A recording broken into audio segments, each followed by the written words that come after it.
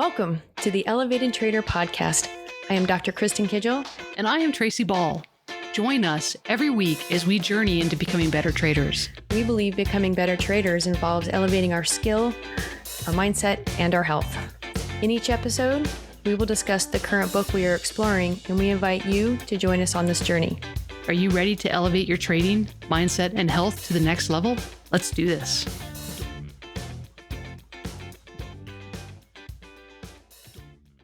Welcome back to part 3 of You Are a Badass by Jen Sincero. Yeah, part 3. How to tap into the mother load. The mother load. So in this part here, we're going to be dealing with meditation, give and let give, forgiveness, that type of stuff. So let's start out with meditation, because I know that we've talked about it before actually, and you're a queen of meditation. That's one of your things that you're good at. I'm actually not good. I'm dedicated. There you go. Dedicated. Because I know the importance of it. So those of you that are like, oh, this is so difficult. Yeah. I'm working on it being easier. How about that? Absolutely. In fact, I was taking a class and my instructor said to me basically that when I'm meditating, I get a lot of stuff that comes into my mind. And it's like, I don't know what to do with it. I'm trying to clear my mind, and that's not the right objective, right? And what she said to me is, you need to ask yourself, what do you want me to do with this information? And so as that information comes in, I'm learning how to quickly just say, okay, what do I need to do with this? Do I need to meditate on this, or do I just need to let it go? And I ask myself, and I get guidance from myself on whether or not I should be filing that, focusing on it, getting rid of it. And that's one way I just envision papers in an office, and I'm just looking at nope, trash, nope, trash, nope, trash, keep, that kind of thing. So I thought that was quite cool, and it's been a game changer for me for meditating. But I like that a lot, actually. Yeah, it's different. Now, do you do mostly guided or? Good question. I do actually mostly guided. And one of the things I like about that, especially because I have the upgrade with YouTube so I don't get any interruptions with ads and stuff, is there's topic ones, right? So there's one like heart coherence. And then I learned about the science and the research behind those meditations. And, I if you do those all the time, you'll memorize them, and then you can do them without, being guided. It's self-guidance more than anything. But yeah, some of them have mantras, and so I like the variety, to be honest with you, because I still feel like I'm a newbie. What's going to resonate with me? As I think that's where I am right now. Like, I'm on a search for what kind of meditation works for me. Right. Well, and I love, because again, she's a quote queen, but one of the things that she says in here under meditating is about receiving information from the universe, while setting intentions and praying are about sending information out to the universe. And that was a really, I think, important dynamic for understanding what is important when it comes to meditation, because it's something, if you do it regularly, right, it really helps you get clarity. It helps you ground yourself in the right energy before setting out on your day. And that's why that's why we started implementing it during, the Miracle Morning. Right. I think that was really, really cool. And right now, she also points out that, meditation is even more essential now that we have all the technology at our fingertips that are distracting us from just life in general. It's so easy to get distracted that we need to recenter ourselves and balance it. And that's how you do it, is through meditation. I like the part of sending them out and then receiving. I think I will add that to my meditation, where I would start with all the sending. And then maybe that will clear the mind a little bit to allow for the receiving. And I've learned a lot about the theta and that brainwave and what that feels like. And I've been experiencing that lately. And that's that weird zone where you are asleep and you can feel like you're asleep, but you're kind of like awake, And Yeah. and I get a lot of really huge things that come to me, and I'm starting to realize, how can I get into that theta more, because that's more on the receiving. And I just want to bring that up because I've been noticing lately that it's a real thing. And I don't, was it Tesla?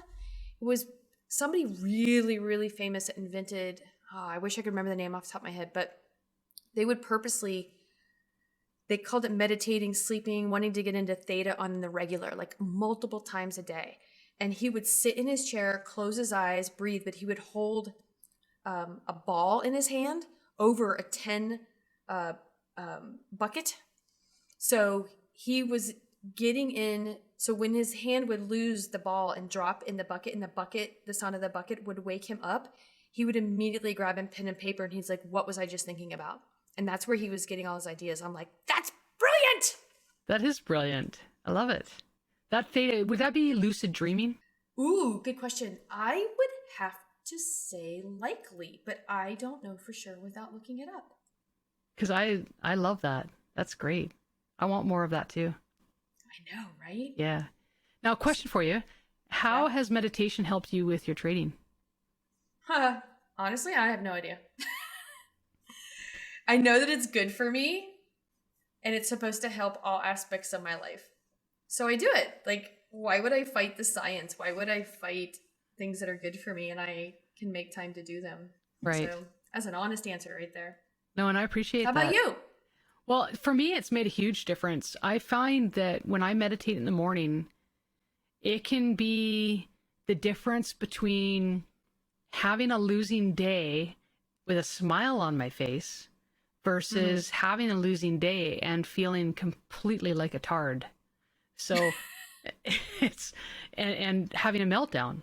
That's the reality. When I don't meditate in the morning and center myself and prepare myself and get my mind in the right frame of space, because I can't guarantee whether I'm going to win or lose that day.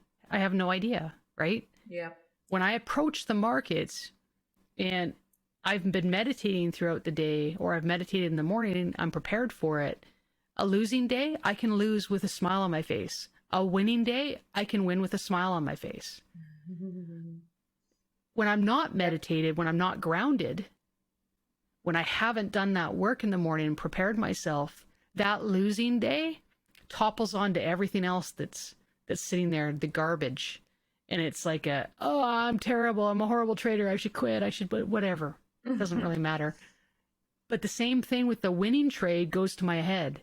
It becomes an ego. I'm the best. I'm the greatest. Like there's these massive emotional swings, highs and lows, that take place when I'm not grounded and when I'm not meditating. And that's what I've really noticed, is how much more control I have over my emotions while I'm trading. I really think what I'm benefiting from hearing you say that, and all the other people that know you are going to take from this, is that you're a pro, and we know it, and you're a really amazing trader. And the fact that you have emotional swings, we always think that that's what newbies have, and that you're still trying to learn. And so knowing that, and people that have been trading for years and years and years and are very successful, they still have the emotional swings. And I just appreciated hearing that, and think people should know that if they don't know you, that you need to know that about her. And those that do are going to be like, "Ooh, I'm glad it's not just me." Well, you know it in the chiropractic field that it doesn't matter whether you're a pro athlete or an amateur, you get injuries. The difference between a pro athlete and an amateur is the pro athlete can recover better, and they can recover faster usually from the same kind of an injury, and they can come back, they can bounce back. And that's the same with trading, right? We all are human. That's inevitable. We all have emotions. None of us have turned into Data from Star Trek. So yeah, we have emotions. That's a reality, and things are going to affect us one way or the other. So yeah, the difference between a more seasoned trader, someone that's taken the time to deal with their personal growth and their personal development, they can bounce back from some of those things faster than a new trader that's still being controlled by those emotions. Absolutely. very cool. So now, your brain is your biatch. I like this chapter because, the first thing that it says is our thoughts are the most powerful tool that we've got. And basically, we created the reality that we now exist in with our thoughts, which means that you can also use that very same power of thought to change your life. So if your thoughts created your reality, then why can't your thoughts change your existing reality? Right. Huge. Think new thoughts, live a new life kind of thing. Exactly. Now, that ties into meditation because meditation, if you've been meditating, you've been focusing, it should bring you some clarity. It should help you bring clarity into what your thoughts are. What kind of thoughts are filtering into your head? What kind of thoughts are you focusing on? What kind of thoughts are you not focusing on? What ones are controlling you, et cetera, et cetera, et cetera. And you can start journaling these thoughts. You can start writing them down, keeping track of what these thoughts are, and then say, okay, well, you know what? This isn't a thought that supports the life that I want right now. Let's change that thought. And let's start meditating on some of those thoughts, which comes into, certain focused meditations, et cetera, right? What are your thoughts on all that? Yeah. And my thoughts are actually leading to one of the next things she starts talking about is like, okay, well, you're doing these things, but then you have to believe, right? You got to believe in what you don't see.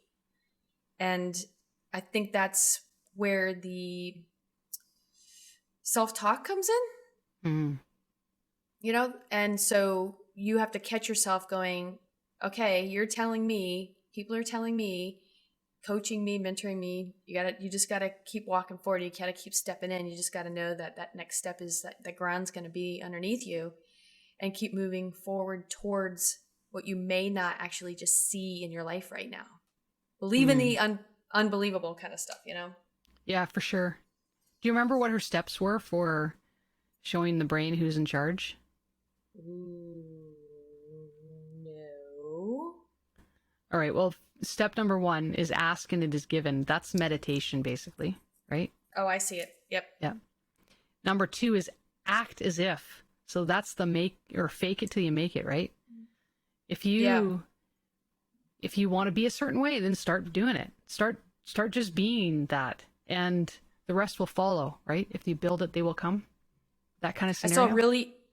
I saw really quick. I saw a really interesting TED Talk. I think it was Amy Cuddy. I'm sorry if I'm misquoting the person that did the speech, but I recommend that somebody looks for it because she did actually research where they drew blood and it was all around your posture and how you showed up, and it was just kind of like basically it was fake it till you make it kind of situation. And you're kind of reminding me of that, so I thought I would mention that you guys, it's like seriously, like it's real stuff when you just are like that person instead of that person over there with your shoulders all hunched and you're all withdrawn, instead of going, I'm stepping into this moment and standing in the power stance and all that stuff. Like it literally has a chemistry, and your chemistry changes, like your health actually improves. So I guess there's a lot to be said with acting as if. Oh, absolutely. And even the power stance, like Tony Robbins talks about the power stance and standing a certain way.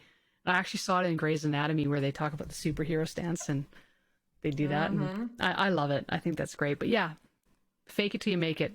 Step 3 is upgrade your environment. So, take a look around. Are you living in the conditions that you really want to live in? If you don't need to be living in a mansion to have nice things. You don't need to be living in, wherever, some spectacular. You don't need to live above where you're at. You could be renting a small little flat. You could be living wherever you are, but make the best of whatever you've got right then and there. Because what you do with what you have now is what you're going to do with what you have in the future. And that's just the reality of it, right? So if you have a nice set of pots and pans and you treat them, if you have a really cheap set of pots and pans and you treat them really poorly, what's going to change when you have a nice set, right? How you do anything is how you do everything. Exactly. And I had that written down. Absolutely. Oh, that's funny. Yeah. I'm like, clean your desk before you leave. every day. Yeah. That's like the habit I have, is like my desk is straightened and clean. My whole room is clean. I clean my bedroom. I clean the kitchen. Like it's just may have like a couple dishes that need to be done, but it's straightened. Yep. You know, my Love it. bathroom is straightened. You know, I don't know. It's just like a weird thing that has happened over time.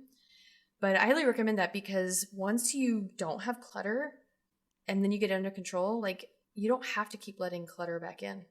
Exactly. And it's so much easier to maintain than it is to start from scratch, right? So that's always a good thing, right? Yep. All right, next one, make a vision board. Visualize. Have that showing in your face all the time, right? And a lot of this stuff is repetitive to what we've read in some of our other books. For sure, for sure. Yeah. And we have a couple hacks. Tracy's got a cool hack. She did her, what is that called? Like your main screen? What is it called on your computer? It's my display. Your background? Yeah, my background. So your background is her vision board. I recently just realized, I might be late to the party here, but I love Canva, where we create, you know, our social media thumbnails and stuff. And if you go into the search box in Canva, you can put vision board, and there's templates. Yeah. Cool. And so I am in the process of doing that. And, you know, they have a whole photo gallery of photos. So you can just go into images and just, you know, use the images. So anyways, way faster than getting magazines. Who the hell has magazines anymore? I don't get newspapers. I don't get magazines. But there's nothing wrong with using magazines. So here's the thing. Right, of course. Right? The reason, exactly. The reason that I do it on the desktop is because 90% of my time is spent in front of a computer. Yep. So I want to be able to see. But once you make it on Canva, you just download it and it's your screen share. It's your screenshot or whatever. Exactly. I want to see it regularly. But if you don't work in front of a computer, let's say you work in an office and you want to put it somewhere where you see it regularly. Maybe you want it in your bedroom or on your kitchen wall or your fridge, whatever it might be. So use whatever medium that you need to give the most exposure to yourself of your vision board as a constant reminder of what you want to do. Right. Number 5. Yeah, go ahead. Yeah, that leads to the next one really well. No, I just like the fact that you're using your vision to constantly feed stuff. But the next one is people. Surround yourself with people. Yep. Yeah. Surround yourself with the people who think the way that you want to think. Okay. And how you do one thing is how you do everything. We've talked about that already, right? Mm-hmm. Mm-hmm. But if you hang around with the people that think like you right now, you're going to continue to think the way that you think. Mm-hmm. If you want to be challenged and you want to start thinking differently, then start hanging around with the people that think the way that you want to think. I think that's great. And of course, what's the last one? Love yourself. Love yourself. She ends every chapter with that. Everyone. I'm sure people have noticed that by now. And I love that part. I love the love yourself part. Absolutely. It's so cool. Now, the next part is, leading with your crotch. And basically what that means is follow your heart. Find something that you love to do. Now, Kristen, are you doing what you love to do? 100%. 100%. Me too. Yeah. I love doing what I do. In fact, I love Monday. Friday's my least favorite day. That's the way it is, and it has been for some time. Why? Because the markets are closed on the weekend, and I so look forward to getting back to the markets on Monday. I really love what I'm doing. But when I say that I don't like Friday, when I say that, it's like, okay, well, it's probably equal to when people love Friday. Because my joy is so great in doing what I'm doing that even my least favorable moment is still probably some people's best moment and most excitement moment. Does that make sense? It's that the whole thing's elevated and shifted. People are sitting here going, why isn't she trading crypto? And I'm like, people, don't say that to her. Don't even tell her, because then she won't have a life. She's got a family. No, it's because I don't want to. But anyway, it's just the way it is. That. But follow your heart. Take a risk. Do the things that you want to do, and follow your dream. Because I tell you, when you are doing the thing that you love to do, you'll never work a day in your life. And you've heard this before. People say that I'm retired. Well, I guess I am, but I'm working. I work all the time, but Tail off. I love what I do. And so Right. that's why people think I'm retired. So Well, people are like, why are you doing that? And why are you doing this? And why are you so like I'm juggling 50 million things right now, but I tell you, because you get worried about me sometimes, like, because I look stressed or I'm sounding stressed, but it's like my line in the sand is I'm only going to say yes and do things that are making me happy. And as soon as it's not making me happy, then I'm going to have to reflect on, do I want to keep doing this? yeah, So there's that. completely agree. Now she does There's provide that. some wisdom tips on how to figure out, what you do like. And one of them is, just see what you can get away with. So test your limits. If you don't know if you don't know what you like, you don't know what you can or can't do, unless you test those limits, you're never going to know, right? You got to get out there and try it. Get out there, expose yourself to different environments, and, lose track of time with it. Yeah, absolutely. Yeah, don't be scared to grow. One of the things that the limiting belief I had is like, why chase my dreams? Like, why? Like, I think, when you start doing this self work, it's like, okay, that dream is your dream. If you thought that dream, like, don't wait for someone else to have the dream. Like, if that's your dream, like, go for it. Mm-hmm. You guys, I'm turning 50 in like a week, and I'm still chasing all these crazy dreams. And I'm like, and I didn't have a lot of these dreams 10 years ago. So, but I'm excited for them. They're bringing me joy. They're all have a purpose, and I just inspire people to get inspired. And they're contagious. Go for it.